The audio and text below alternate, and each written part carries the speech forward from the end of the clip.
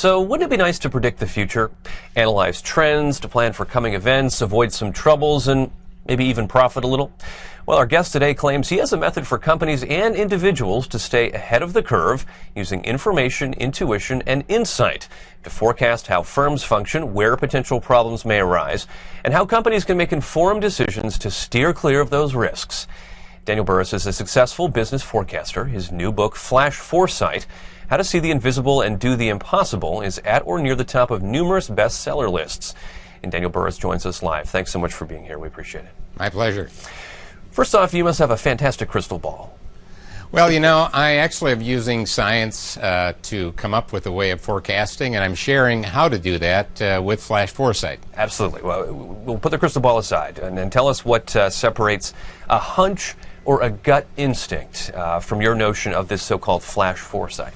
Well, you know, a flash foresight is a sudden burst of insight about the future that really reveals hidden opportunities or solutions to seemingly impossible problems.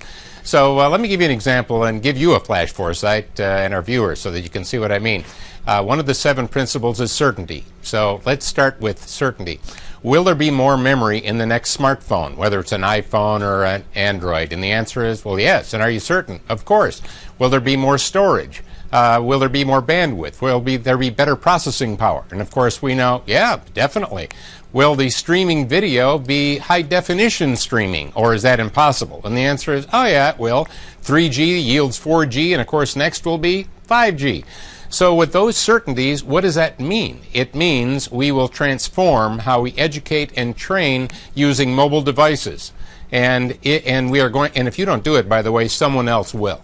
You mentioned some technologies that continue to move forward. What about some companies or individuals that have demonstrated this ability? Well, you know, Steve Jobs is in the news today, and the uncertainty around his future is definitely an uncertainty. But strategy based on uncertainty gives you high risk. What I like to do is have strategy based on certainty. And one of the certainties is bandwidth, storage, and processing power are going to continue to accelerate at a phenomenal rate, causing not change but transformation.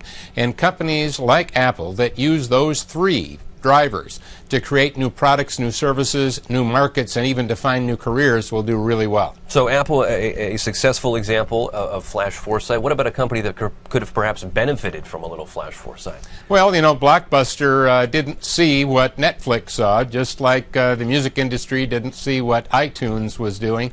Just like Polaroid, who was, believe it or not, they were in the instant camera photography business, and isn't that what digital is? But yet they didn't see the shift.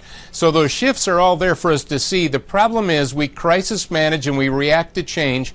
What Flash Foresight is saying is that we are no longer in a period of change, we're in a period of transformation, and that means that you now have to anticipate rather than just react, or you're going to get further behind the curve. All right, anticipate a key one. And your book is broken down into 7 foresight triggers, radical principles that will transform your business, as you call them.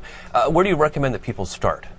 Well, I always start out with certainty because, again, strategy based on certainty has high reward and low risk. So I have to ask myself, what am I certain about? For example, right now it's winter. Next is spring. Stocks go down. Well, stocks go back up. Warren Buffett is a master at understanding cycles.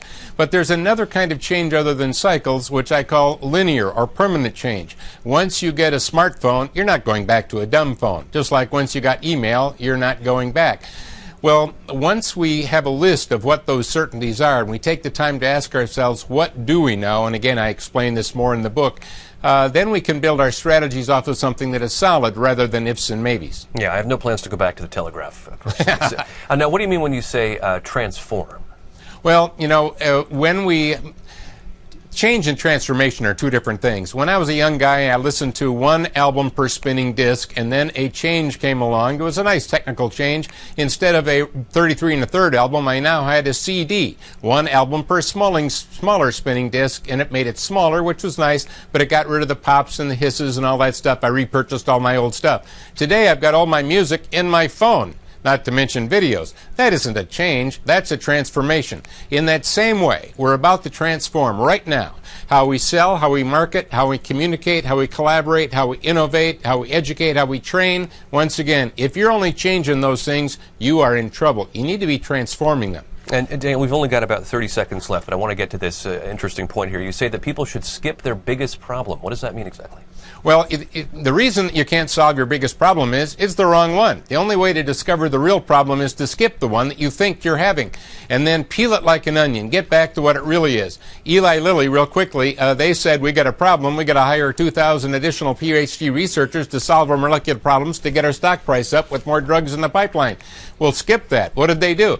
They put all of their molecular problems online in a dozen languages and said we pay for solutions. And now they've got thousands of PhDs around the world giving them answers to their problems, and they only buy the solutions that they want. So their problem was perceived as hiring 2,000 PhD researchers when that wasn't the real problem. It was really solving molecular problems. Skip your problem, you'll find the real one and solve it. Using real science to look ahead to the future. All right, well, Daniel Burrus, author of the book Flash Foresight, thank you so much for joining us today. We appreciate it. My pleasure.